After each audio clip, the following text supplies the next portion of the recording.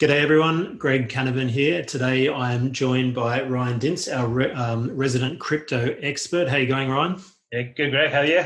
Not too bad. Now I know Bitcoin and crypto is still going quite crazy in the market, but today I want to sort of talk about crypto from a different perspective, and it's something that I've been looking into and discussing with you in detail for the past few weeks, and I thought it might be interesting to bring that conversation to our readers because it puts crypto in a very different light to the perception that it's its own separate asset class and it's a speculative asset class and no one really knows what's going on with it. So today I want to bring it back down to, I guess, more of a utility perspective and what is crypto and what functions does it fulfill in the financial system. And just to Yeah. provide some context, the discussions we've had is that crypto is effectively, and to put it in big picture terms, it's a new form of money that is a decentralized form of money, and it's a reaction to a very centralized financial system that has been, dominated the world over the decades, and it has become more and more centralized. And we've got to a point, as I like to say, since 2008, the financial system effectively broke and no longer works effectively.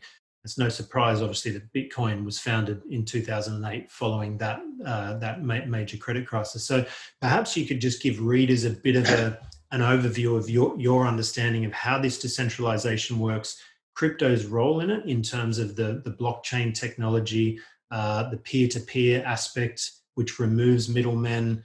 And I think if we can create a story around that or a context around that, it allows people to understand the function of crypto in this emerging market a lot better.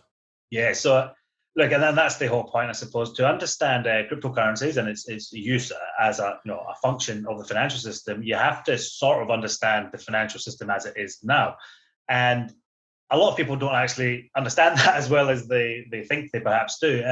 But a lot of the ways our financial system works actually stems, through centuries of just trial and error, basically, just evolution. And it wasn't like people sat down and said, "Oh, this is the ideal financial system." It basically just sprung up organically, depending on what was possible at the time. And so it's really a jumble of technologies and power structures and functions and just habit as well that come together, and that is what the modern financial system has evolved to be. So it's not that like it was this perfect system created and then implemented. It's just an evolution. And to understand the centralization aspect of it, you actually go back to the Italian city-states of the 14th and 15th century, where the cities like Venice and Florence created the first sort of private banks. And the key innovation they did, they sort of invented the double accounting debit and credit sort of methodology that we still use today, the vostro and nostro accounts, yours and ours. And that's basically just a ledger. That's, debits and credits on one side. And all a ledger does is it tells you who owns what at what time.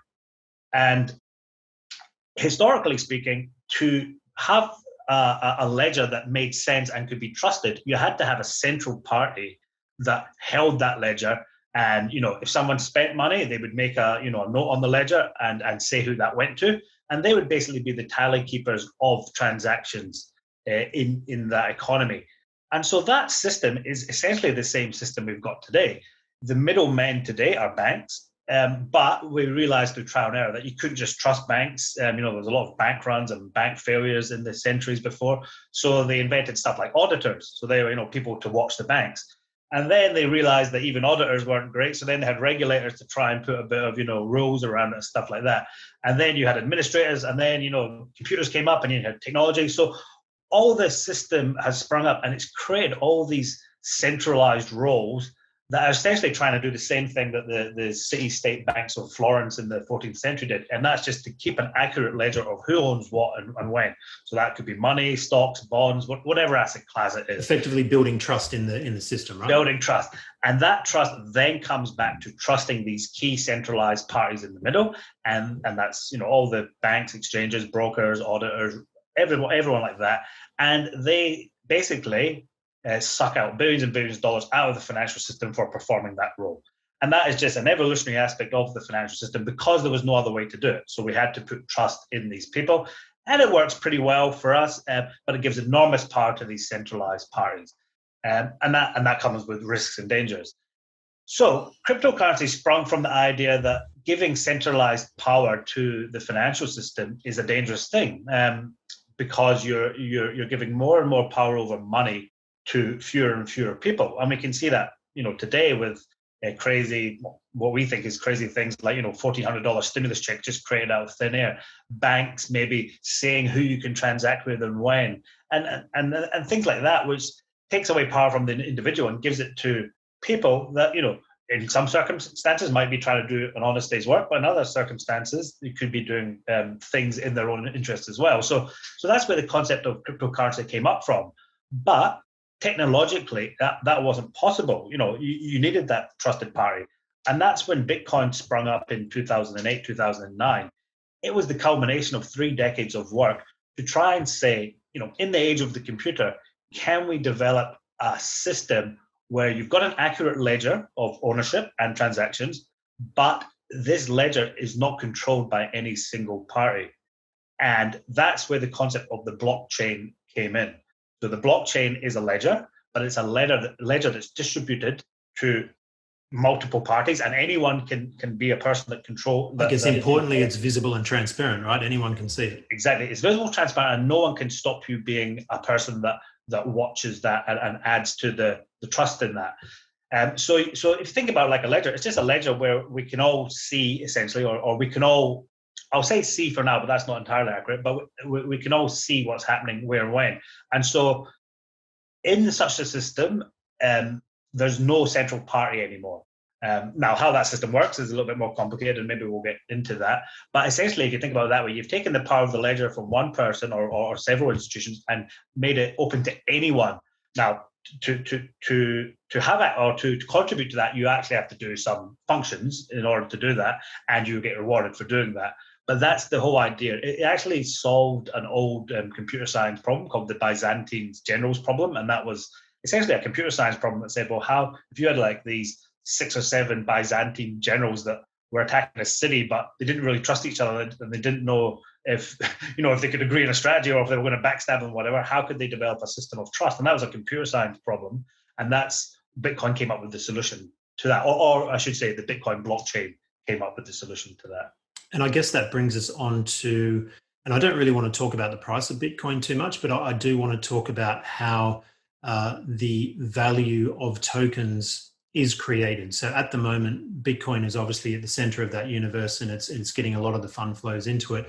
But there's a genuine underlying use case for why that value is manifesting in such a high price. Can you maybe just give us a bit of an idea about how that works? Yeah, I'll try and explain it very simply. But before I do, I should probably just reiterate that how important this innovation was, because, like I said, centuries of banking relied on centralized parties, and for the first time, that model wasn't relevant anymore. So that's the big breakthrough moment that sometimes I think people don't really grasp the importance of. They get stuck in the Bitcoin price or scams or but it's not real money. They get lost in arguments that maybe miss the central innovation, which is, hang on, if you were going to start a financial system from start and you could do it in a way that didn't rely on centralized parties that took out billions and dollars just in rent seeking, which way would you go? Would you go for the decentralized model, which was open to all and cheap and efficient, or would you go for this centralized one? I think, independently, we would all go for the second model. It's funny you bring that up, and not to get away from the question I just asked, but I remember writing about this a couple of years ago. If you look at gold, which is effectively, Bitcoin is an electronic form of gold. Gold used to be money prior to 1914, when it was sort of taken out of the hands of the people. It was a decentralized form of money, and banking at that point, there were many thousands of banks in the developed countries of the world, the US and England, and they all perform functions of distributing money, and people could have gold in their hands, which is just distributed form of money. World War I put the first stop to that. 1933, when gold was devalued by Roosevelt, put another stop to that. Then you have the US dollar anchored to gold in 1945, which was an attempt to try to get the US dollar back onto gold. That was abandoned in 1971. And then you just had a credit system that ran rife. But in the background to that, you had more and more concentration of banking power. And that started with the Federal Reserve in 1913. And then the banks, the big banks, slowly got bigger over that time. And I think now in the US, you've got something like 5 or 6 big dominant banks, whereas there used to be thousands. So in the background to all this, you've seen more and more concentration of power. And the response to that is the financial system hasn't worked as effectively as it used to, which is why you're seeing this free market response to this concentration of power and overwhelming, I guess, government and central bank influence on the economy. And it's clearly not working. And the free market has decided to come up with a solution, which is in the form of this, I guess, new form of money and technological money, which isn't just a speculation. It's a genuine attempt to rewire the I guess, the breakdown of the financial system, right? Yeah, exactly right. And if you look at the history you just described there very briefly, it's a trend towards centralization of the control of money and the financial system. And that's what we've seen. It's not like this has been static. We've been giving centralized parties more and more power over all this. And it's leading to dangerous outcomes, as we all can feel it today. Yeah. Things don't make sense. The financial the monetary system doesn't seem to make sense. It's having flow-on effects, in markets. It's having flow-on effects in economies. It will start having social effects. I've got no doubt about that, because all this manipulation by people with a lot of power. But yeah, what you touched upon was the currency aspect, and then I suppose what we started off with was the financial system. And there's sort of two sides of the same coin. And I'll try and explain your first question, where Bitcoin is that coin. It's basically it fulfills both functions, because a lot of people do get fixated on the price of Bitcoin and think it's just something that is backed by hype or nothing. But what they don't understand is how Bitcoin, the token, fits in with Bitcoin, the blockchain. So if we go over what we talked about at the start and we say, hey, a decentralized system is probably pretty good, and the way to do that is a blockchain where you've got a decentralized ledger system, then the question becomes, well, what are the incentive systems in that distributed ledger technology? So let's say we can all have a copy of a ledger, right? But what's to stop us being dishonest? What's to stop us colluding with other people and stuff? Change the ledger so that we get some benefit. So inbuilt into the Bitcoin system is a system of incentives, which start with costs and then rewards. So just a carrot and stick approach. And the costs are the power consumption costs borne by Bitcoin miners. So anyone can be a Bitcoin miner. And I think we heard like last week, Aker, who are a Norwegian oil company, they've decided to get into the Bitcoin mining business. But anyone in the world can be it. There's miners in China, there's miners in Iran, there's miners in America, there's Iceland. Anywhere where you've got a semi-cheap source of power can be a very competitive miner. And what the miner does is it devotes computing power, which costs them electricity, in order to try and get a blockchain reward, which is issued every 10 minutes, which is new Bitcoin. And so they've got the cost of trying to do this. And statistically, over time, they should generate X amount of rewards for X amount of power. And that changes over time, depending on who's contributing to the network as well. But that's the incentive system inbuilt into Bitcoin, which means that you're devoting all this power, right? And if you try to be dishonest, the other miners will call you out, and then you've just basically wasted a bunch of money trying to be dishonest. So it sort of incentivizes you to be honest, because all the other miners can basically call you out. How do you be honest in the context of mining for Bitcoin, or how do you be dishonest? So being honest in the context of Bitcoin means gathering transactions that happen every 10 minutes and making sure they're true and correct. So basically, think of the public ledger system. When you find a block reward as a miner, the next thing that happens is all the other nodes and miners in the system check to see that your transaction records matches theirs. If yours don't match theirs, then even though you won the block reward, they might ignore your thing and just keep on going with that chain, as they call it, until someone honest finds that reward. Does that make sense? That's a little bit complicated, but basically, you devote mining power to try and solve this difficult computing problem.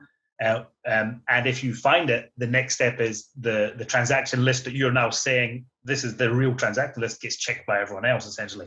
And if you've got the wrong transactions because you've tried to, give yourself a bunch of or did anything dishonest or even a mistake, then you don't win that reward, because the other miners in the system will ignore you and move on. They won't validate it. Exactly. So it's like a check and balance system on that. So if you think about it, you're devoting this electricity power. So if you're going to try and be dishonest and you win the reward and you don't get the reward because you've been dishonest, then there's a huge disincentive to do that. And that then ties into the price. So the Bitcoin price, so miners get rewarded in Bitcoin, and that, it started at around about 50 Bitcoin every 10 minutes, and then every few years it halves. So then there's a halving event. The supply schedule basically decreases over time. I think today it's about 6.25 Bitcoins every 10 minutes. New Bitcoins is issued on the network, and that goes to miners, honest miners who solve the Bitcoin block reward and get issued that.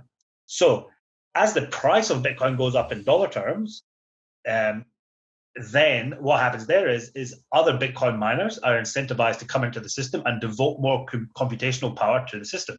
So they come in and they add computing power to the system, which makes that block reward harder to find. All right. So again, it's like a free market. If the higher the reward is, the more miners will try and come in to claim it because it's profitable to do so. But the side effect, harder to claim. Correct. Yeah, exactly. But the side effect of that is it makes that Bitcoin blockchain a lot more secure. It makes it a lot harder because the power consumption cost goes up, and up as the price goes up, and up. So it's got this feedback loop where price isn't just in the ether that means nothing. The more price there is, the more secure that blockchain will be because it will incentivize Bitcoin miners to come in and devote computational power to securing that network. And so that's the beauty of the system. It has this self-reinforcing network where a rise in the price makes the Bitcoin blockchain a more secure network, a more secure decentralized network for recording transactions. Now, what those transactions are, they could be anything. It is a technology as well, remember, and this is probably the third thing people forget. It's a technology where you can build things upon it. You can, and what you're building is decentralized verifiability. I don't know if that's a word, but you can verify without having to trust anyone that any series of transactions or information attached to the Bitcoin blockchain was true at that point in time, or at least it was certified by someone as true. So you can actually use the Bitcoin blockchain as a system of storing, transferring Bitcoin, obviously, but people can also build upon that over time as well. And that's where other cryptocurrency projects come in as well. They use the framework of that system, and they try and add things or tailor it for other use cases. And that creates new ideas and new technologies and new systems even of what they call crypto economics. But it always comes back to it's a decentralized system. What are the incentives and rewards that make that decentralized system? And does that system of rewards and incentives make the system more secure over time? And does that all make sense? Or? It does. And what I was going to do is try to distill it down into a simple way of describing it, because I'm a self-confessed simpleton when it comes to cryptos and all that sort of stuff. But I have started to, over the past sort of 6 months or so, I've started to understand how it fits in, because I do understand the traditional finance system. Yeah. So I guess what we'd say, and as I said, I don't really want to talk about price, because I think we're still in the price discovery phase. We're not really sure where it lands in terms of where's going to be an equilibrium price for Bitcoin. Yeah. So that's not really the point. But the point is, where does it get its value from? And I guess the other thing we've sort of mentioned, but not directly, is that this is a peer-to-peer system. So it effectively removes the middleman, or removes the need for a third party to trust and verify transactions. And therefore, the value of the Bitcoin token is a representation of the value of having a system that doesn't need a third party to be involved and to verify. So effectively, if you look at the traditional financial system in the form of the function of a clearinghouse, or the form of a broker, a stock exchange, a market maker who stands in the middle of two people wanting to form a transaction, and they provide the liquidity for it. This is where the crypto architecture and the technology can come in and revolutionize the way we do things. And that removes a whole layer of costs. And I think we would both agree we're pretty pleased to see the free market coming up with a potential solution to this concentration of Wall Street financial power, where companies, hedge funds, big banks make billions and billions of dollars from clipping tickets and performing no economic value add at all.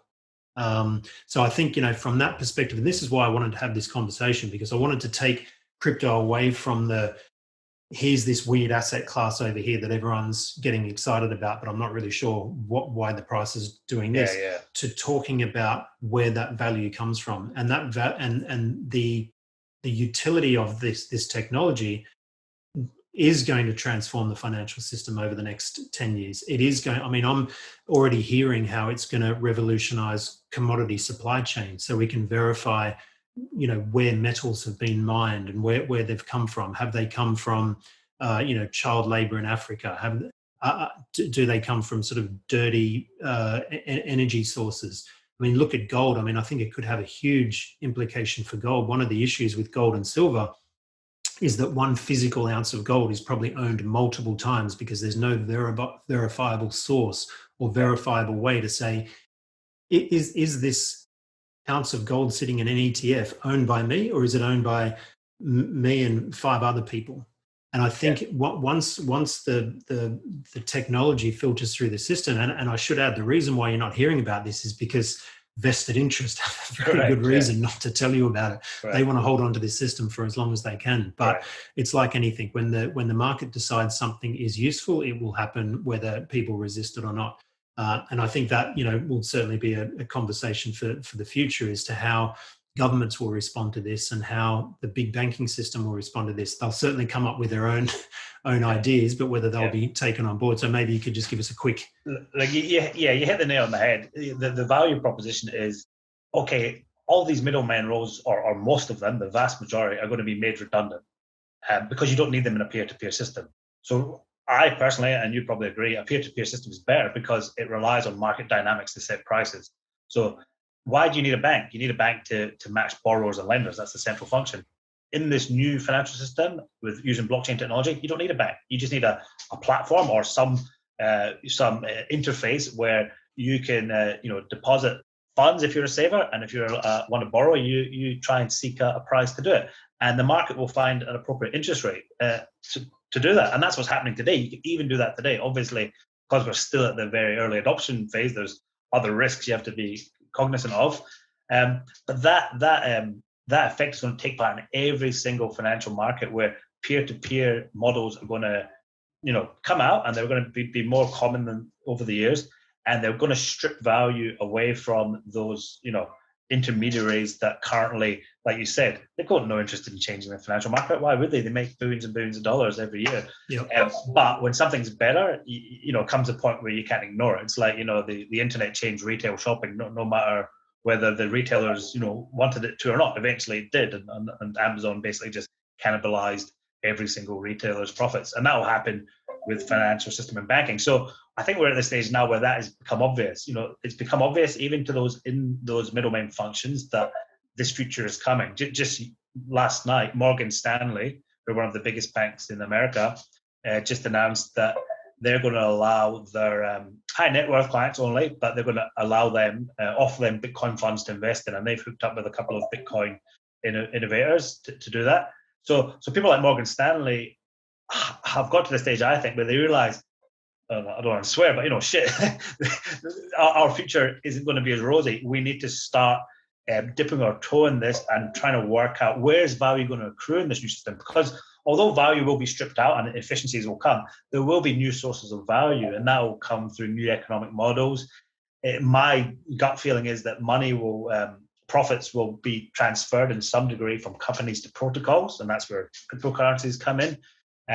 But it's just like the internet. When things like this happen, they create new opportunities as well. And I think the banks that are starting to see this, like Goldman Sachs and Morgan Stanley, are trying to, at this point, leverage they've still got a decent hold on their customer base in terms of their customer base trust them to do stuff. So that is an asset they've got at the moment, because people still don't trust the technology of Bitcoin because they're still not familiar with it, or cryptocurrencies. So at the moment, their first port of call was to leverage trust to then introduce these new asset classes to their clients. Over time, though, they'll have to start thinking of new models that they can pursue to leverage that peer-to-peer model. And there will be opportunities there, but they need to start understanding the system. But the net effect for us, hopefully, if it goes the way I think it will be, is will be a fairer, more efficient system with far less costs, a lot more control back to the individual. So, right, what we said at the start, that trend of control to centralized powers, whether that's governments or big banks, will start to reverse in some degree, and it won't all happen overnight. But I think the fact that Bitcoin exists is like the threat that even if we go to a hybrid model, the threat is always there that, hey, big guys, we can always go to an open system if we want, and I think what will happen is you'll have two systems in tandem start to operate: a completely free market open system and one that is still tied in some way to the old world.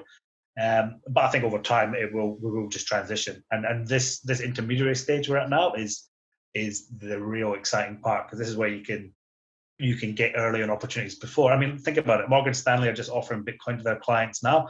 Even me myself, I've been in it for 8 years, and who am I? I'm just someone who managed to find out about it on the computer and investigate it.